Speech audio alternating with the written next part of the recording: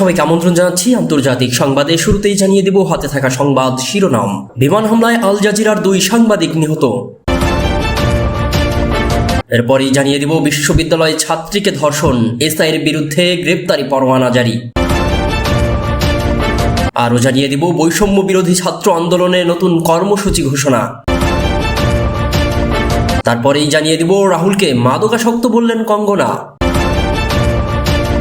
আর সর্বশেষ জানিয়ে দিব কেরালার ভূমিধসে নিহতের সংখ্যা বেড়ে 150, নিখোঁজ 180 জন। এতক্ষণ জানাচ্ছিলাম সংবাদ শিরোনাম, এবার জানাবো বিস্তারিত। তবে বিস্তারিত খবরে যাবার আগে আপনাদের কাছে অনুরোধ, যারা এখনো আমাদের ইউটিউব চ্যানেলকে সাবস্ক্রাইব করেননি দ্রুতই সাবস্ক্রাইব করে নেবেন এবং ভিডিওটি ভালো লাগলে অবশ্যই লাইক কমেন্টস করে আমাদের সাথেই থাকবেন। বিমান হামলায় আল জাজিরার 2 সাংবাদিক নিহত হয়েছে।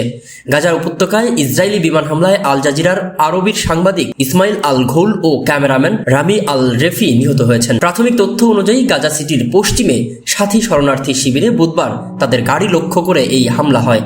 কাতার ভিত্তিক গণমাধ্যমটির প্রতিবেদন থেকে এই তথ্য জানা গেছে।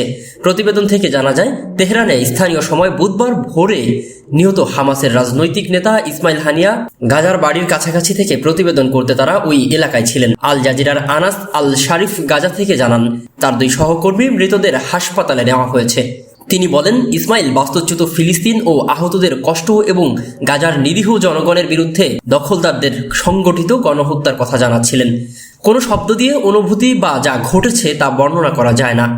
আল জাজিরার আরবি ব্যবস্থাপনা সম্পাদক মোহাম্মদ মোয়াদ বলেছেন, তার কর্মীদের লক্ষ্য করে ওই হামলা চালানো হয়েছে, কারণ তারা সাহসের সঙ্গে উত্তর গাজার ঘটনাগুলো জানাচ্ছিলেন।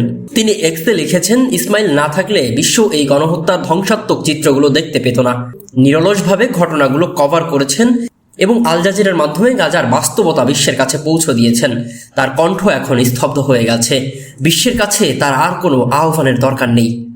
আল জাজিরা বলেছে, ইসমাইল তার পেশাদারি ও উৎসর্গের জন্য বিখ্যাত ছিলেন। গাজায় বিশেষ করে আল শিফা হাসপাতাল ও উত্তরের আশপাশে সংগঠিত দুর্ভোগ ও নৃশংসতার প্রতি বিশ্বের দৃষ্টি আকর্ষণ করেছিলেন এই সাংবাদিক।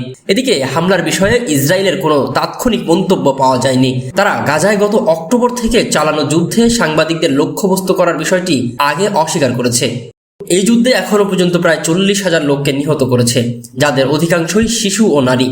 গাজার সরকারি মিডিয়া অফিস এই 2 সাংবাদিককে হত্যার নিন্দা জানিয়েছে।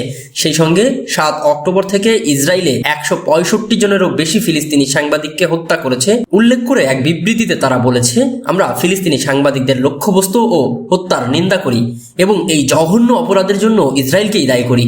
এই ক্রমাগত লঙ্ঘন বন্ধের জন্য ইসরায়েলকে চাপ দিতে আমরা আন্তর্জাতিক সম্প্রদায় ও মিডিয়া গ্রুপগুলোর প্রতি আহ্বান জানাই। এদিকে বিশ্ববিদ্যালয়ের ছাত্রীকে ধর্ষণ, এসআইয়ের বিরুদ্ধে গ্রেপ্তারি পরোয়ানা। বগুড়ায় বিশ্ববিদ্যালয়ের ছাত্রীকে ধর্ষণের মামলায় একজন পুলিশের উপপরিদর্শকের বিরুদ্ধে গ্রেপ্তারি পরোয়ানা জারি করেছে আদালত। বুধবার 31শে জুলাই বগুড়ার নারী ও শিশু নির্যাতন দমন ট্রাইব্যুনাল 2 আদালতের বিচারক নূর মোহাম্মদ শাহরিয়ার কবির এই আদেশ দেন। অভিযুক্ত এসআই মিথুন সরকার বগুড়ার শেরপুর থানায় কর্মরত ছিলেন। তার বাড়ি শেরপুর জেলার সদর উপজেলার ভাতশালা ইউনিয়নের বয়রা পালপাড়া গ্রামে। প্রাথমিক তদন্তের অভিযোগে সত্যতা পাওয়ায় 1 বছর আগে তাকে সাময়িক বরখাস্ত করে বগুড়া পুলিশ লাইন্সে যুক্ত করা হয়। বগুড়া নারী ও শিশু নির্যাতন দমন ট্রাইব্যুনাল 2 আদালতের সরকারি কৌশলী পিপি আশিকুর রহমান বিষয়টি নিশ্চিত করে জানান, গ্রেপ্তারি পরোয়ানা নিশ্চিত করতে আদালত থেকে বুধবার বিকেলেই বগুড়ার পুলিশ সুপার এবং রাজশাহী রেঞ্জের ডিআইজির কাছে আদেশের অনুলিপি পাঠানো হয়েছে। মামলা সূত্রে জানা যায়, গত বছর জুন মাসে বগুড়ার শেরপুর থানায় কর্মরত থাকাকালে এসআই মিথুন সরকারের সঙ্গে ভুক্তভোগী ছাত্রীর পরিচয় হয়। ধর্ম পরিচয় গোপন করে এসআই মিথুন ওই ছাত্রীর সঙ্গে প্রেমের সম্পর্ক গড়ে তোলেন। গত বছরের 3 জুন মেয়েটির জন্মদিনে বেড়াতে যাওয়ার কথা বলে কৌশলে শেরপুর উপজেলার শহরের খন্দকার টোলা এলাকায় একটি বাসায় নিয়ে ওই ছাত্রীকে ধর্ষণ করা হয়। পরে ভুক্তভোগী ছাত্রী বিষয়টি নিজের পরিবারকে জানায়। তখন তার পরিবার থেকে এসআই মিথুনের সঙ্গে যোগাযোগ করা হয়।